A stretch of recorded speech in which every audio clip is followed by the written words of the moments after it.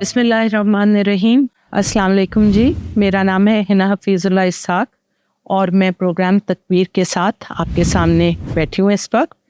آج تاریخ ہے 9 ذی الحج 1445 ہجری اور 15 جون 2024 جو ہمارا دوسرا کیلنڈر ہے اس کے مطابق دن ہے آج عرفات کا۔ اس وقت جس وقت میں آپ سے مخاطب ہوں، یہ جب تک ویڈیو اپلوڈ ہوگی دن بدل چکا ہوگا، لیکن آج کے دن لاکھوں مسلمان میدان عرفات میں جمع ہیں، حج ادا کر رہے ہیں۔ اللہ نے ان کو یہ موقع بخشا ہے، جس طرح ویسے تو وہ ہر جو سانس ہم لیتے ہیں، ہر جو لمحہ ہم زندہ ہیں، وہ سارا موقع ہمیں بھی وہی دے رہا ہے کہ ہم مغفرت کریں، اس کا شکر کریں اور صبر کی اپنی مثال قائم کریں اور اس کے دین کو فالو کریں جو اس نے ہم پہ نازل فرمایا رسول اللہ کے تھرو، صلی اللہ علیہ وآلہ وسلم کے تھرو۔ میرے خیال سے ہماری خوش نصیبی ہے کہ ہم مسلمان پیدا ہوئے، لیکن یہ میری ذاتی رائے ہے، آپ کو اس سے اختلاف ہو سکتا ہے، ہماری بد نصیبی ہے کہ ہم صرف میں اپنی بات نہیں کرتی، اپنی قوم کی بات نہیں کرتی، کہ ہم نے قرآن کو سمجھا نہیں، پڑھا نہیں اپنی زبان میں۔ ہم سارے وہ جو اللہ نے کتاب ہمیں دی تھی، ایک پریکٹیکل کتاب ہے، ایک تھیوریٹیکل کتاب نہیں ہے کہ ہم اس کو جزدان میں لپیٹیں اور اوپر رکھ دیں اور پھر جب کوئی مر جائے یا کوئی ہمیں ضرورت ہو یا کوئی اس طرح ہو تو ہم اس کی تلاوت کر لیں اس وقت۔ قرآن اور دین اسلام کا بنیادی مقصد یہ تھا کہ ہم عمل کریں۔ یہ ایک پریکٹیکل ریلیجن ہے، یہ تھیوریٹیکل ریلیجن نہیں ہے۔ ایک نمائندہ ضابطہ حیات اللہ نے ہر چیز کے متعلق اس کتاب میں دیا ہے اور پھر اس کے جواب بھی دیے ہیں، اس کا طریقہ بھی دیا ہے۔ اور پرائمری 2 طریقے ہیں نا، ایک قرآن ہے اور دوسرا اللہ نے حکم فرمایا ہے کہ جو اس میں اللہ نے نازل کی ہیں چیزیں، ان کی جو تشریح ہے، جو توضیح ہے، وہ ہمارے رسول صلی اللہ علیہ وآلہ وسلم کریں گے اور وہ فرما گئے ہیں ان کی سنت کے تھرو۔ لیکن پھر بھی ہماری بد نصیبی ہے کہ ہم نے اس کو پڑھا نہیں، سمجھا نہیں، عمل نہیں کیا۔ بہت سی چیزیں ہوتی ہیں، لوگ مجھے کہتے ہیں کہ جی عربی میں۔ اب تکلیف دہ بات یہ ہے کہ بہت اچھی بات ہے، عربی آنی چاہیے، پڑھنا چاہیے، لیکن وہ ہماری مادری زبان نہیں ہے۔ تو ہمیں کیا پتا اس میں کیا ہے، ہم پڑھ تو لیتے ہیں جس طرح ہم بیسکلی ایک رٹا لگا کے یا اس کو جو ہجے کر کے یا جس طرح ہمیں سکھایا گیا ہم پڑھ لیتے ہیں، لیکن ہمیں اس کے معنی نہیں آتے۔ جو سمجھنے کی بات یہ ہے وہ یہ ہے کہ یہ عربی میں کیوں ہے۔ عربی میں تو یہ اس لیے ہے کیونکہ رسول اللہ صلی اللہ علیہ وآلہ وسلم جن پہ یہ قرآن نازل کیا گیا تھا وہ عرب میں رہتے تھے اور ادھر کی ان کی مادری زبان عربی تھی، اور عربی میں نازل کرنے کا مقصد یہ تھا کہ ادھر کے جو لوگ ہیں ان کو تعلیم جو قرآن کی دینی ہے، اسلام کی دینی ہے، اس میں آسانی ہو۔ اسی بات کو سمجھنے کے لیے ضروری ہے کہ اللہ قرآن شریف میں ہی فرماتا ہے کہ جو ہمارے ایمان کا ایک بنیادی حصہ ہے کہ ہم تمام کتابوں پہ اور تمام رسولوں پہ ایمان لائے ہیں اور ہم ان میں کسی میں تفریق نہیں کرتے۔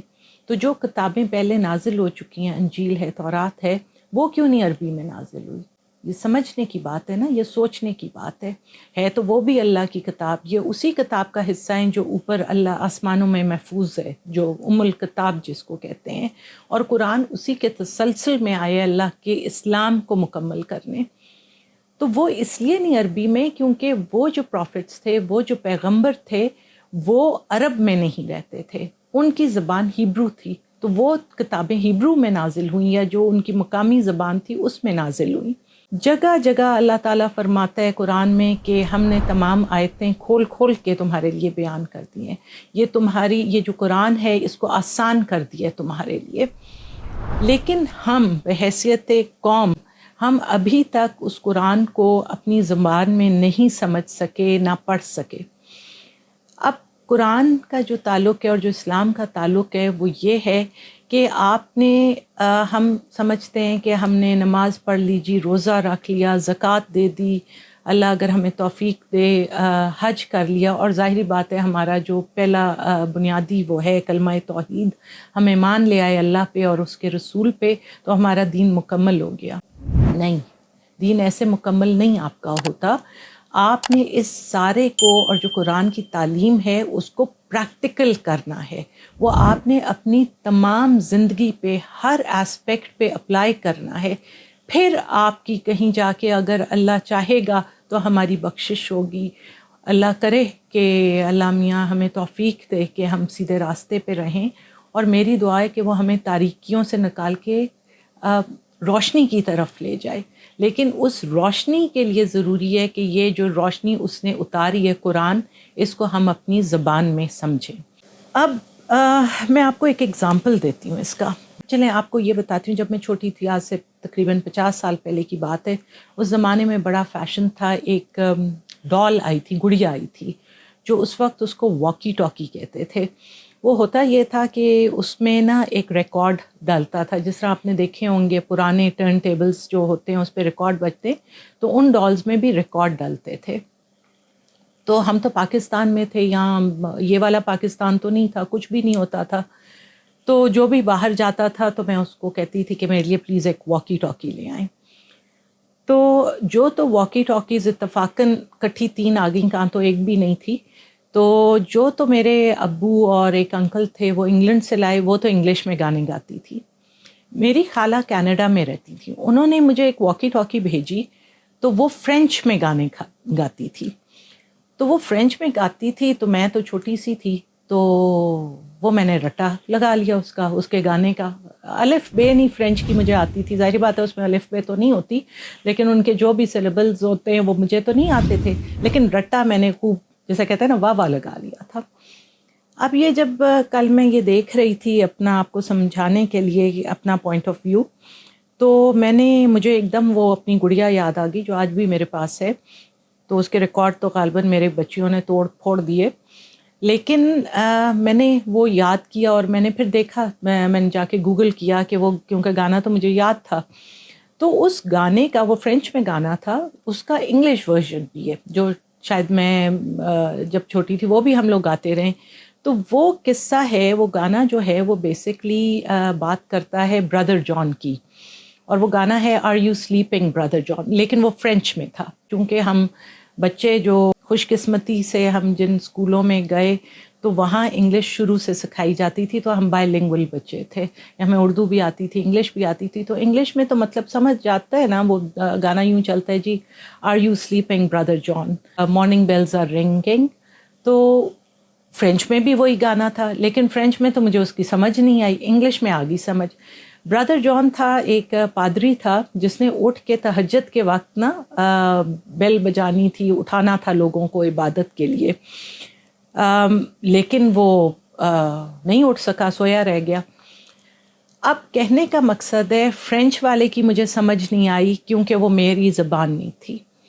انگلش مجھے اس لیے سمجھ آئی کیونکہ وہ ہمیں پڑھائی جاتی تھی، اور اردو تو آبویسلی ہمارے گھروں میں بولی جاتی تھی، وہ سمجھ آتی ہے. اب عربی جو ہے وہ ہماری مادری زبان نہیں ہے، وہ ہمیں سمجھ نہیں آتی. اور سب سے زیادہ تشویشناک بات یہ ہے کہ میں نے بہت سے حافظ قرآن بچوں سے بات کی، اتفاق ہوا جن سے ملنے کا، یا زندگی کی راہ میں وہ آ گئے. تو میں نے جس طرح کچھ کو کہا کہ بیٹا تلاوت کر دو، تو وہ تلاوت کرتے تھے. میں نے کہا بیٹے اس کا مطلب بتا دو، تو انہوں نے کہا مطلب تو ہمیں نہیں پتہ. اس پہ مجھے تھوڑی تشویش ہوئی. میں نے کہا بیٹا مطلب کیوں نہیں پتہ، مطلب سے نہیں یاد کیا قرآن؟ اس نے کہا نہیں جی، ہم نے تو صرف عربی میں یاد کیا ہے. میرے خیال سے حافظ قرآن ہونا اتنی بڑی سعادت ہے، اتنی بڑی خوش نصیبی ہے. میرے سے تو 2 لائنیں نہیں یاد ہوتی. یہ جس نے بھی یاد کیا، جس کے سینے میں اللہ نے یہ قرآن محفوظ کیا، میرے خیال سے اس سے بڑی سعادت نہیں ہو سکتی. لیکن اس سے بڑی سعادت یہ ہے کہ وہ جو محفوظ ہے دل میں، اس کو عمل کریں، اس کو آگے بتائیں لوگوں کو کہ ہمارے رب نے یہ کیا چیز نازل کی ہے. جس طرح رسول اللہ صلی اللہ علیہ وآلہ وسلم کو حکم تھا کہ اس کی تشریح و توضیح کرو، تم بتاؤ لوگوں کو. انہوں نے یہ تعلیم پھیلائی اور آگے چلتی رہی، اور وہ چیز وہاں رکی نہیں، وہ رکنی چاہیے بھی نہیں ہے. اب میں آپ کو یہ آخری خطبہ جو دیا تھا رسول اللہ نے یہ میدان عرفات میں، اس کا بتاتی ہوں انہوں نے کیا کہا تھا. انہوں نے کہا تھا، سنو جو لوگ یہاں موجود ہیں انہیں چاہیے کہ یہ احکام اور یہ باتیں ان لوگوں کو بتا دیں جو یہاں نہیں ہیں۔ ہو سکتا ہے کہ کوئی غیر موجود تم سے زیادہ سمجھنے والا اور محفوظ رکھنے والا ہو۔ یہی تعلیم ساری قرآن میں دی گئی ہے۔ ہماری ذمہ داری اسے کہنا چاہیے، اور یہ بہت بڑی ذمہ داری ہے جو اللہ نے عائد کی ہے۔ ہماری ذمہ داری خالی خود قرآن پڑھنے سمجھنے پہ ختم نہیں ہوتی، ہماری ذمہ داری اس کی تعلیمات کو آگے پہنچانے میں ہوتی ہے۔ کیوں قرآن میں بار بار حکم دیا جاتا ہے گھر کے سربراہ کو کہ یہ تم نے نظم و ضبط اپنے گھر میں رکھنا ہے، یہ چیزیں ہیں۔ ہر چیز، ہر قسم کا قانون قرآن میں موجود ہے، ہر قسم کی چیز موجود ہے، اور جگہ جگہ اللہ کہتا ہے کہ تم یہ پڑھو، تم غور و فکر کرو، نہ صرف اپنے اندر جھانکو بلکہ ارد گرد جو اللہ کی قدرت ہے، جو اس کا نظام ہے، اس پہ غور کرو، تاکہ تمہیں یقین ہو، تم عمل کرو اور تم دیکھو کہ وہ کائنات کا رب کیا چیز ہے، اس کی بڑائی بیان کرو، اس کی تسبیح کرو۔ یہ ہے کانسیپٹ سارا۔ اور ہم اپنے، اگر جسے ہم کہتے ہیں نا جی 5 پلرز، اگر ہم وہ 5 بنیادی ستون پورے بھی کر لیں لیکن ہم عمل نہ کریں تو پھر ہمارا دین نامکمل رہ جاتا ہے۔ مجھے میرے والد نے کچھ سال پہلے بتایا، یہی بات میری ان سے ہو رہی تھی، تو ابو نے مجھے کہا کہ میں نے کوئی ویڈیو دیکھی ہے کہ جس میں کوئی صاحب تھے، وہ کہہ رہے تھے کہ جی یہ ترجمہ نہیں پڑھنا چاہیے۔ تو مجھے بڑی عجیب سی بات لگی۔ میں نے ابو سے کہا قرآن کا تو بالکل بھی یہ نہیں ہے، اللہ کی تعلیم کا یہ منشا کہ آپ ترجمہ نہ پڑھیں۔ تو میں نے کہا وجہ کیا بیان کی کہ جی وہ صحیح نہیں ہوگا۔ بات یہ ہے کہ یہ سارے قرآن شریف ہیں میرے پاس، یہ آپ کو پیچھے بھی نظر آ رہے ہوں گے، مختلف لوگوں نے، مولانا صاحبان نے اور ساروں نے ان کے ترجمے لکھے، میں نے دیکھے۔ اور آج کل تو سب سے بڑی بات ہے، ایک میں بہت بڑی فین ہوں، ایک ایپ ہے، اور یہ بالکل سپانسرڈ پروگرام نہیں ہے، اسلام 360۔ آپ اس میں جائیں تو آپ کو ساروں کی ٹرانسلیشنز مل جاتی ہیں۔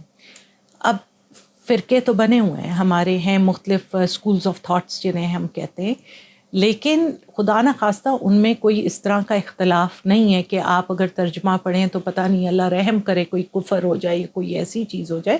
آپ جا کے خود چیک کر لیں، جا کے دیکھیں آپ ٹرانسلیشنز وغیرہ کہ کتنا ڈفرینس ہے، مائنیوٹ ڈفرینس ہے وہ آپ کی انٹرپریٹیشن کا یا اس کا۔ اور یہ میں آپ کو بتا دوں کہ ہر حالات میں، ہر ایکسپوجر کے ساتھ اس کی جو انٹرپریٹیشن ہے یا آپ کا دیکھنے کا زاویہ فرق ہوگا۔ جس طرح اگر یہ قرآن شریف میرے سامنے کھلا ہوا ہے، مجھے اس اینگل سے نظر آ رہا ہے، اگر آپ ادھر سے بیٹھے اسی کو دیکھ رہے ہوں گے آپ کو اور اینگل سے نظر آ رہا ہوگا۔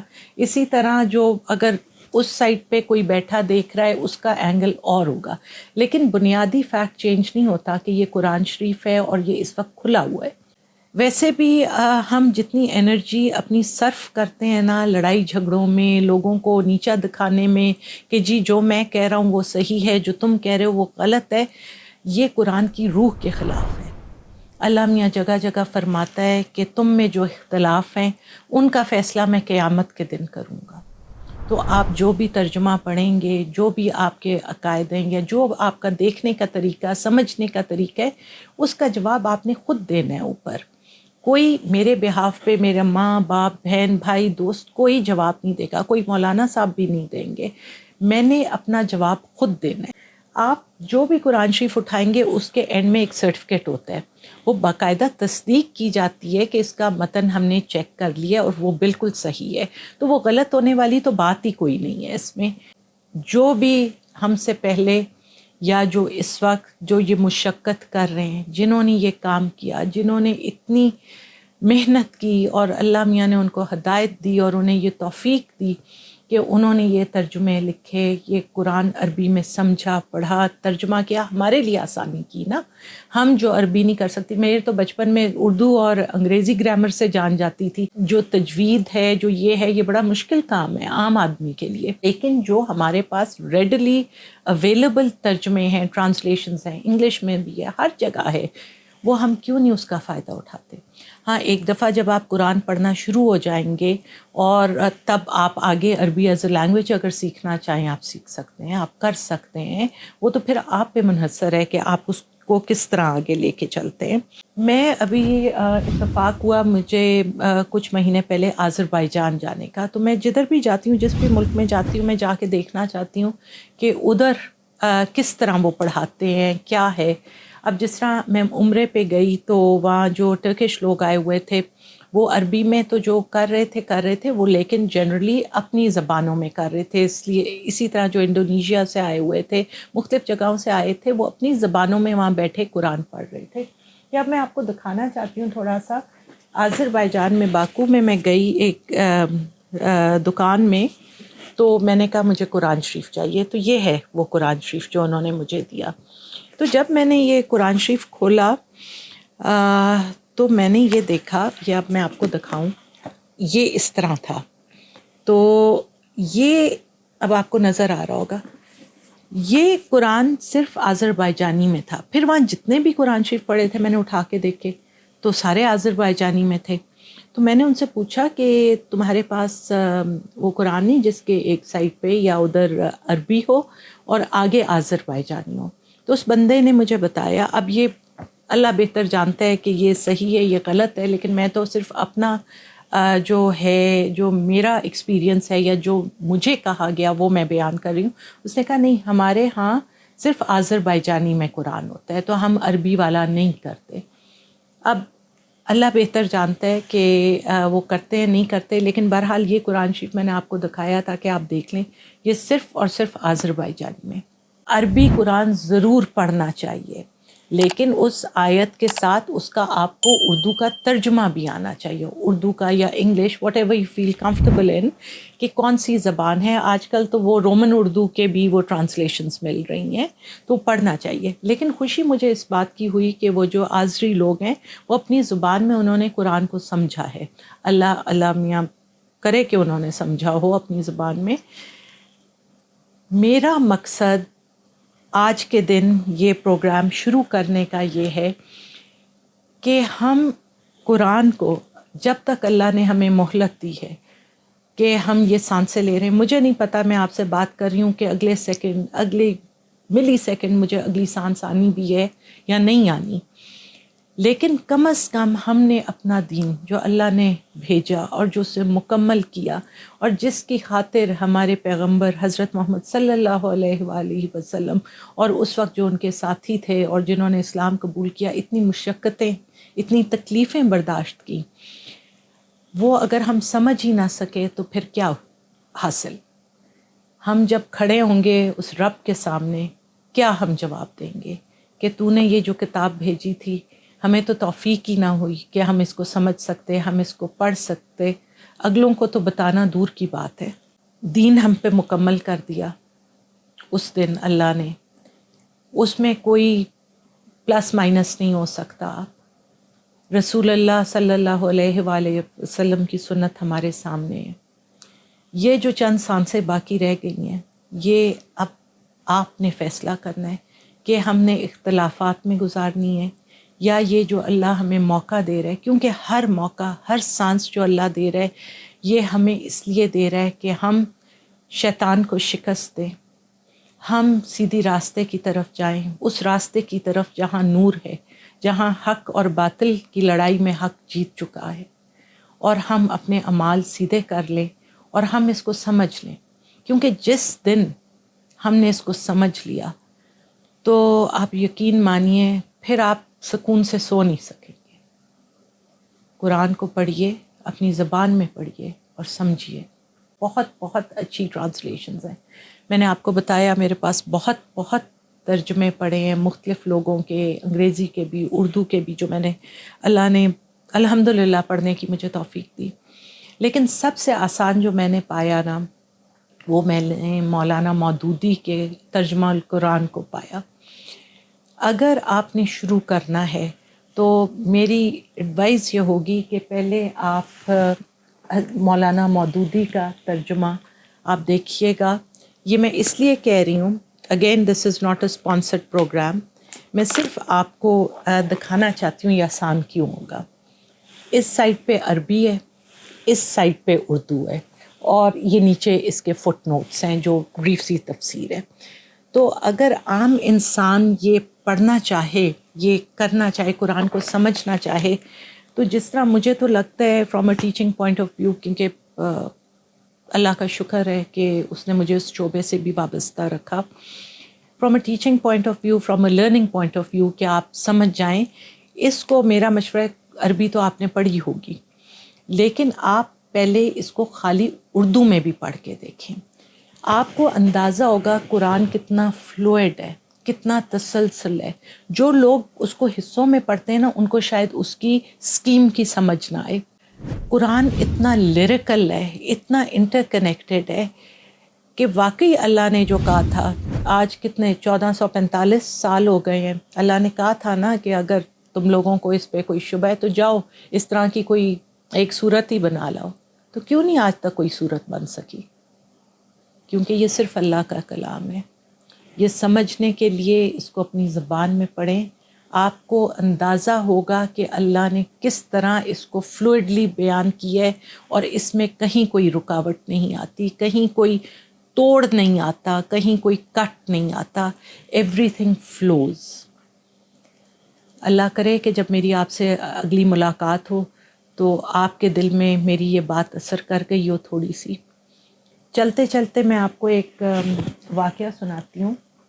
بائی پروفیشن رائٹ ناؤ میں ایک وکیل ہوں. تو آج سے بہت سال پہلے, اب تو لگتا ہے کہ زمانہ گزر چکا, میں ایک لیگل ایڈ ٹرسٹ کو ہیڈ کر رہی تھی. تو مجھے لاہور ہائی کورٹ جانے کا اتفاق ہوا. ان دنوں الیکشنز ہوئے تھے تازے, اور ہمارے کچھ دوست احباب تھے وہ الیکشن جیت گئے تھے. تو ہم ہائی کورٹ میں تھے کیس کے سلسلے میں. تو میں نے کہا میں بار روم جاتی ہوں, نارملی میں نہیں جاتی ہوتی ایسی جگہوں پہ, لیکن میں نے کہا مبارکباد دے دوں. تو جب میں انٹر ہوئی بار روم میں تو وہ بھرا ہوا تھا کمرہ, وہ جو بار آفس ہے پریزیڈنٹ کا نا, وہ بھرا ہوا تھا. میرے دوست ادھر تھے تو میں نے ان کو مبارک دی. تو انہوں نے میرا تعارف جو بیٹھے ہوئے لوگ تھے ان سے کرایا.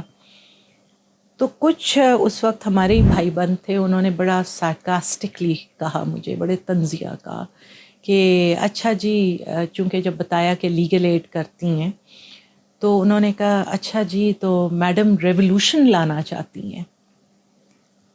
تو اس وقت مجھے آج تک یاد ہے کہ میں نے ان کو جواب دیا تھا, نہیں میں تو کوئی ریولوشن نہیں لانا چاہتی, کیونکہ ریولوشن تو ادھر آتا ہے جہاں کلیکٹیو مائنڈ سیٹ ہو, آپ کی میری ہر کسی کی سوچ ایک طرح کی ہو. جب سوچ ایک طرح کی ہوگی تو ریولوشن آئے گا نا, بدلاؤ آئے گا بڑے پیمانے پہ. میرا تو صرف یہی ہے کہ جو کام میں کر رہی ہوں اس کا اگر ایک قطرہ, ایک ذرہ بھی کہیں چینج ہو گیا تو میں اپنی خوش قسمتی اور اللہ کی اس کو بہت بڑی عطا سمجھوں گی. تو آج کا یہ پروگرام اور یہ میری کاوش بیسکلی بنیاد اس کی یہی ہے کہ اگر آج بھی ایک قطرہ بھی کوئی اللہ نے, اگر اللہ کرے کہ کسی کے دل پہ اثر ہو جائے اور کوئی میری بخشش کا وسیلہ بن جائے. تھینک یو سو مچ. اگلی باری تک پھر ملیں گے اگر زندگی رہی. اللہ حافظ.